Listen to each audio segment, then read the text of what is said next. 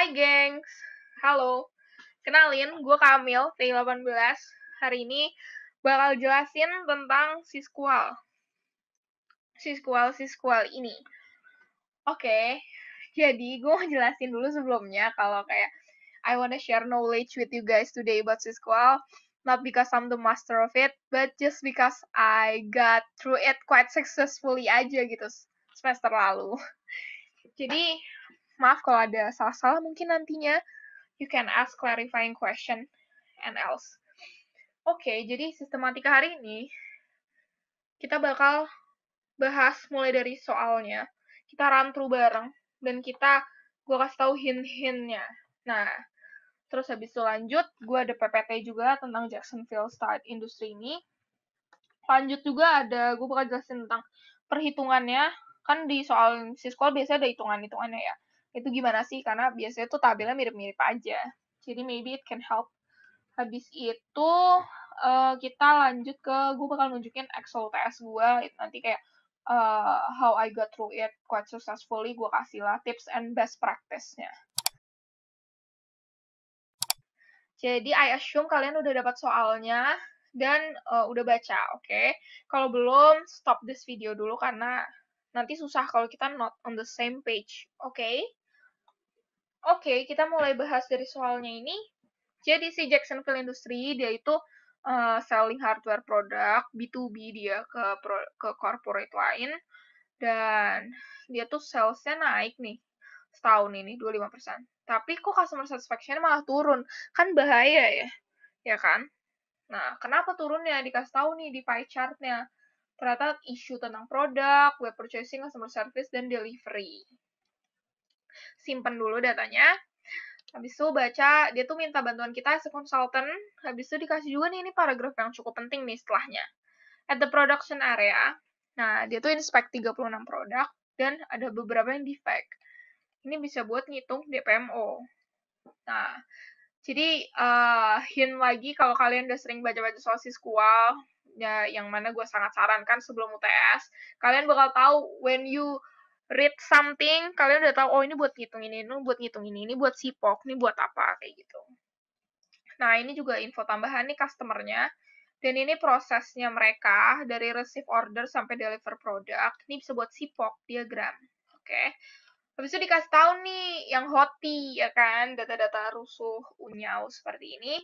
Gak apa-apa, nanti kita olah bareng-bareng. Jangan panik kalau melihat seperti ini cuma kayak rusuh aja, padahal sebenarnya nggak apa-apa gitu, biasa aja gitu.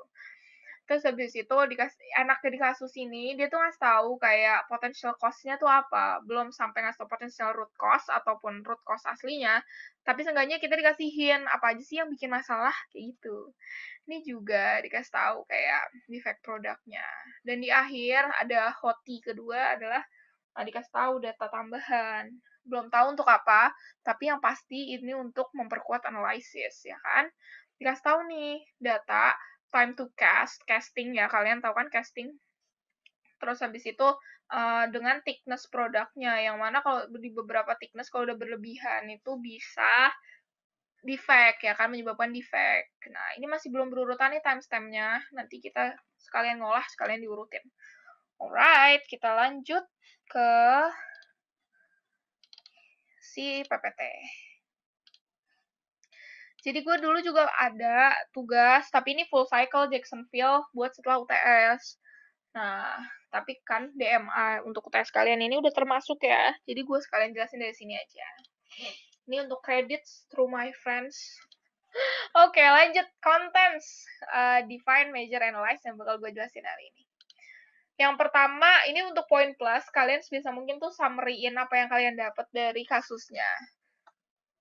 Habis itu lanjut ke define phase. Define phase itu mulainya biasa dari VOC, CTQ, SIPOC, kemudian project charter. VOC itu tuh sebenarnya untuk tahu aja, mulai kayak ini on the surface banget nih. Apa sih yang dibilang, kan kita ambil tuh dari diagram pie chart-nya, ya kan? Apa namanya, sharp drop, ya kan, in customer satisfaction. Itu sebenarnya yang dikasih tahu case-nya tuh need and requirement. Tapi framework ini tuh oke untuk dipakai. Jadi ini make sense gitu kan dari omongan customer, kita tahu need-nya, kita tahu requirements-nya apa. Biasanya di verbatim ini tuh di-assume aja. Itu nggak apa-apa selama nggak aneh-aneh banget gitu. Lanjut ke critical to quality, the needs and requirement-nya itu didetailin di critical to quality. Ini sebenarnya kayak issue tree, kayak kalau high quality product tuh maunya gimana sih? No defect, precise, compatible. Kalau no defect tuh kayak gimana? No blowhole, pinholes, bla bla bla. Ini kan dapat dari sini. Oke. Lanjut sipok diagram. Ini juga easy lah ya, easy. Tinggal dipetain aja. Untuk bagian prosesnya didetailin. Karena in some case, maybe not in this one, ada beberapa tuh yang masalahnya ternyata di prosesnya, antara kepanjangan lah atau apa kayak gitu. Nah, dari semua define itu kita summary di project charter. Project charter ini ada template-nya ini cukup oke. Tapi sebenarnya yang penting tuh cuma ada yang gue kuningin sama hijau ini cukup penting juga. Yang gue kuningin project title, apa sih yang mau diselesain. Terus habis itu move on deh ke business case-nya. Business case tuh apa high level aja. Kayak masalah high level tuh apa? Sales are increasing, but sharp drop in customer satisfaction due to product issue. Baru dari business case ini didetailin di problem statement. Udah pakai angka nih. Customer satisfaction drop 26% with product issue highly contributed from casting defect dan bla bla bla. Dari problem statement ini, kalau bisa dijadiin goal statement untuk di akhir nanti. Maunya kayak gimana sih goalnya? Goalnya ini harus smart, ya kan? Nah, apa sih spesifik yang mau ini? Measurable juga. Terus juga karena ini sisqual, measurable-nya tuh biasanya pakai, karena kan quality ya, kualitas sigma level. Achievable lah, 3 sigma level tuh achievable. Terus habis itu, by next year time bound. Terus habis itu stakeholdernya itu lanjut ke stakeholder nih kayak siapa aja yang berkaitan. Yang berkaitan ada dua, outernya itu customer kayak efek dari apa yang kita selesaiin sama yang bakal terkait sama apa yang bakal ngelaksanain apa solusi dari kita, proses ownernya, ya kan si Jacksonville itu. Terus habis itu untuk yang lain, team member, project scope, deliverable itu ya bisa nggak apa-apa sih buat penuh aja gitu, jadi kayak project charter beneran, ya kan. Jadi kan banyak yang nanya juga waktu itu, goal statement gimana cara taunya untuk nentuin harus 3 sigma level kah atau bla kalau belum nyelesain case-nya dari akhir. Nah, ada juga hint-nya yang sering kita gunakan adalah kita selesaiin dulu nih sampai analyze, baru kita tulis deh goal statement di awal. Itu juga boleh. Ini buat ngerjain soal aja, tapi kalau in real life ya pasti goal statement udah diminta di awal. Oke, lanjut ke measure. Measure biasanya yang dihitung tuh pasti DPMO kalau sisqual ini. DPMO itu DPO kan sebenarnya kayak buat ngitung si sigma level, ya kan. Nah, ini tuh ngambilnya dari paragraf ini. Paragraf ini. Nah, paragraf ini dikasih tahu tuh sampel size-nya 36 bla bla bla bla. Kenapa kok nggak yang ini? Gue lupa udah jelasin apa belum kenapa nggak yang di sini, tapi gue jelasin lagi aja. Karena di sini tuh bukan sampel, ini tuh udah beneran semua defect-nya. Jadi bukan sampel lagi. Kalau untuk ngitung DPMO-nya udah oke aja dari yang dikasih tahu nih. Inspect 36, kan sampel kan. Terus kayak apa namanya? Dihitung nih DPMO-nya berapa, bisalah ngitung DPMO gampang.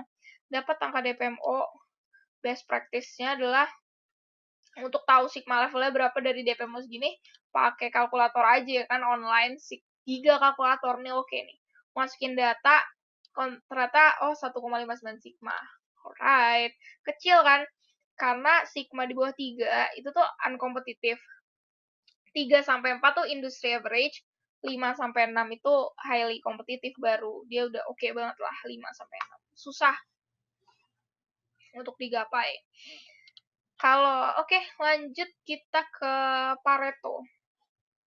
Jadi yang bakal kita hitung di measure kan Pareto dari yang aro-aro diagram Hoti rusuh itu, sama scatter plot kan dari yang tadi data tambahan. Nah, gimana cara ngitungnya sih sebenarnya? Cara ngitungnya tuh kalau Pareto, oke. Lanjut kita pindah ke sheet-nya. Nih. Ini tadi data dari soal. Kan nggak mungkin ya kalian nulis satu-satu ya. Kalau apalagi kalau UTS kan waktunya sedikit. Pakailah PDF to Excel converter atau image to Excel converter. Jadi si datanya kalian SS dulu, terus habis itu convert jadi Excel. Ini cuma gue rapihin di sini untuk jelasin. Jadi intinya si Jackson kan punya 11 produk ya. 11 produk ini salesnya segini nih setahun. Nah, terbagi-bagi Januari berapa persen, berapa persen. Gue juga nggak ngerti sebenarnya kenapa dikasih persenan gitu. Kayak kan bisa aja dikasih tahu langsung jumlahnya ya. Tapi nggak apa-apa, mungkin biar lebih challenging. Oke. Then, berarti kan untuk tahu sales Januari berapa produknya kan berarti tinggal 7% kali 13.000 ini kan. Nah, ini udah gue lakukan perhitungannya di sini, di ungu-ungu ini. Lucu kan warnanya. Terus habis itu, kalau gitu kan udah tahu, sales per month-nya juga jadi tahu kan. Januari keseluruhan produk ini kejual 21.000. Dari 21.000 produk, berapa sih yang defect gitu kan? Itu dapat dari kolom di tabel selanjutnya nih, return order. Nih, berarti kan 28% di Januari itu defect. Berarti kan defect produknya di Januari itu totalnya ada 28% dikali 21.000 kan. Nih. Aduh. Nih, defect produk. Sama perlakuan juga untuk bulan lain ya kan. Nah, terus yang perlu ditanyakan lagi kan defect-nya tuh apa aja? Ada banyak nih incompatible bla bla bla, ya kan? Nah, ini kan incompatible internal komponen 3% dari semua defect produk di Januari. Ya udah dikali aja berarti. Di bagian ungu-ungu yang sini berarti tinggal 3% dikali defect produk. Kalian bisa lihat sendiri sih di Excel-nya. Udah digituin semua. Dapat deh yearly totalnya incompatible internal komponen tuh berapa. Yang defect-nya 3.000, terjadi 3.000 kasus kan. Nah, ya udah lanjut, semua juga dibikin kayak gitu, disama aja sih ini. Nah, terus habis itu dicek nih untuk sama kayak janjian salah hitung gitu kan. Dicek nih yearly total sama nggak jumlahnya sama kayak yang defect produk di sini. Nih, makanya gue cek ternyata sama. Kalau nggak sama kan berarti ada calculation error. Oke, lanjut. Bikin Pareto sekarang. Bikin Pareto sekarang nih, karena ini internal komponen incompatible, tapi kan internal sama eksternal gue satuin aja. Missing komponen juga internal eksternal gue satuin. Nah, ini jumlahnya nih yang di bagian hijau. Untuk bikin Paretonya, enakan tuh diurutin dari yang paling banyak kejadian, casting defect, bla bla bla bla bla bla ini. Terus habis itu dihitung nih kumulatifnya.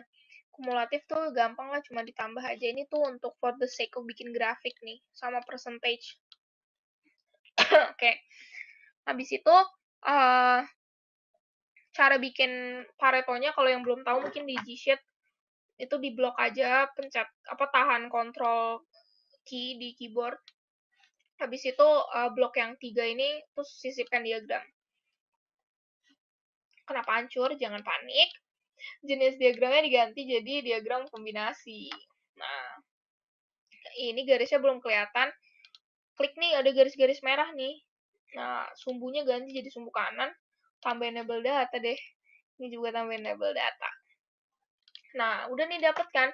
Karena threshold-nya atau batasnya Pareto kan 80%. Berarti yang di bawah itu kan semuanya need further investigation kan? Bentar, gue dipanggil, Mak. Halo, I'm back. Recordingnya tadi gue pause bentar. Oke. Oke, udah dapet nih Paretonya. Terus taruh deh, kita balik lagi ke PPT-nya. Berarti kan Yang need further investigation kan casting defect, missing component, sama incorrect shipping method. Nih, taruh deh. Habis itu, lanjut kita ngolah yang scatter plot. Scatter plot nih sebenarnya tuh timestamp-nya kan udah gue urutin. Ternyata mereka berurutan tuh. Dan kayak yang mencurigakan time to cast-nya tuh makin malam nih, kok makin lama gitu, yang membuat thickness-nya menurun dan bisa jadi defect gitu kan. Lanjut akhirnya gue buatlah si scatter plot. Scatter plot dari time to cast sama sorry, ini nggak penting ding. Time to cast sama time series-nya tuh kayak tadi kok makin malam makin lama time to cast-nya. Gambarin lah pakai scatter plot biar tervisualisasi gitu. Sama time to cast makin lama thickness-nya makin turun ya kan. Habis itu ya udah kita inilah baru kita taruh PPT, kita nanti further investigate. Kalau dari Pareto kan tadi nih dapat nih further investigation. Kalau dari scatter plot yang thickness sama time to cast, nih berarti thickness of metal decreasing kalau castingnya makin lama ya kan. Kalau yang satunya the later the working hour, kayak jamnya makin malam tuh time to cast-nya kok makin halu gitu, makin lama ya kan. Nah, itu yang harus kita analyze di analyze phase.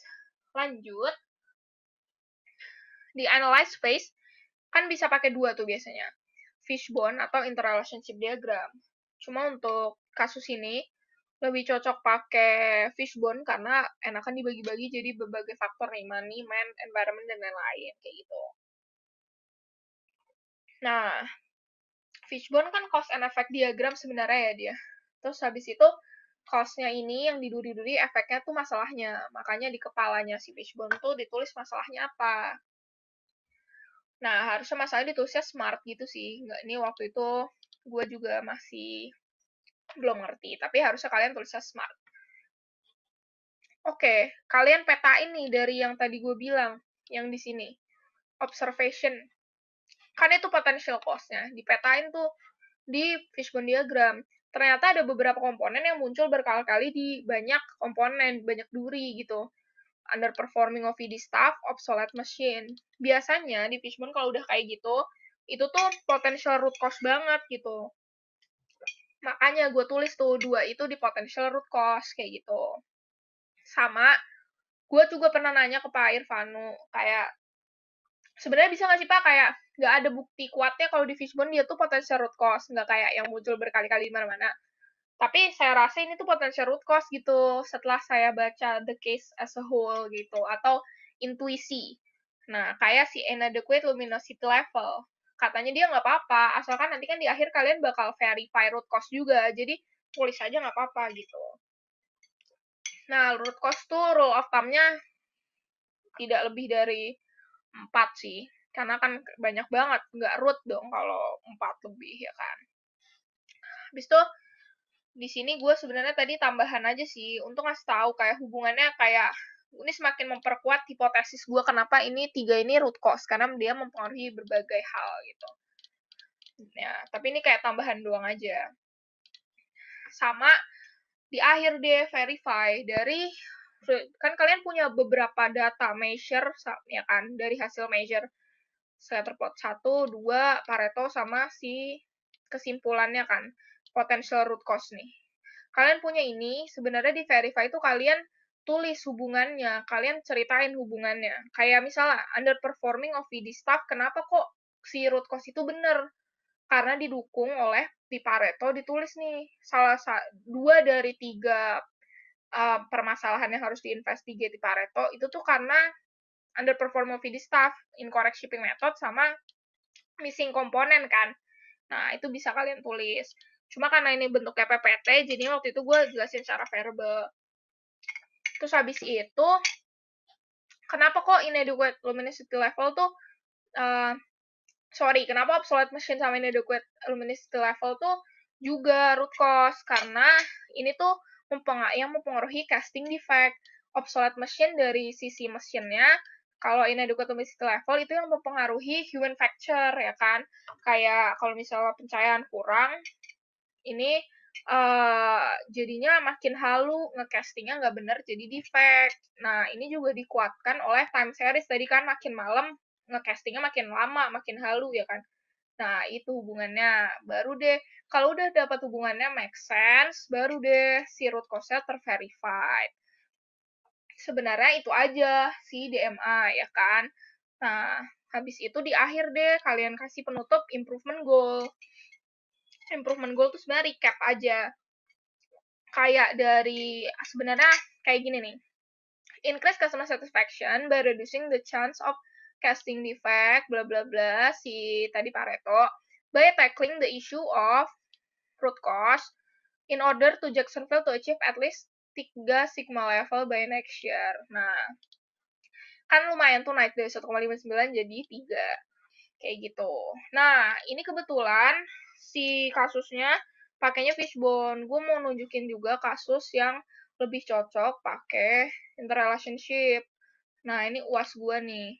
UAS gue, dia pokoknya tentang apa produksi company-nya tuh produksi kursi kayu gitu deh. Nah, ini tuh kalau dipakein fishbone nih nggak cocok nih. Karena ini sebenarnya misalnya nih duri di sini tuh mempengaruhi duri di sini. Duri di sini juga mempengaruhi duri di sini. Kan lebih cocok kita gambarin pakai interrelationship. Kalau interrelationship tuh lebih enak sebenarnya visualisasiinnya. Kayak nih, yang pink tua kan possible root cause. Kenapa? Karena dia panahnya keluar paling banyak. Artinya apa? Artinya si masalah itu mempengaruhi masalah-masalah lain. Nah, kayak gitu. Jadi ini itu cost mempengaruhi isu 1, 2, 3, 4. Yang ini, yang bagian ini juga mulai 1 dan 2. Jadi dia itu possible root cause. Tapi juga di akhir harus di-verify lagi. Jadi oke-oke aja pakai dua-duanya tergantung cocoknya yang mana. Oke, sebenarnya udah itu aja pembahasan DMA. Cuma kita lanjut ke pembahasan Excel UTS ya. Kayak mau ngasih tahu juga best practice-nya. Jadi next UTS gua, best practice-nya itu sebenarnya kalian yang pasti harus sering latihan kasus-kasus ini ya, apa study case ini, dan kalian latihan juga ngerjainnya dalam 60 menit. 60 menit tuh apa cepet banget ya, waktu itu challenging banget karena dulu gue ngerjain aja satu kasus bisa 3 jam 4 jam ya kan. Nah, kalau sering latihan tuh tahu feelingnya. Terus habis itu di Excel juga kalian siapin dulu nih Excel untuk UTS ya kan, kalian biar nggak panik. Siapin juga sheetnya dan di sheetnya disiapin juga nih kayak gue waktu itu udah nyiapin project charter dan lain-lain.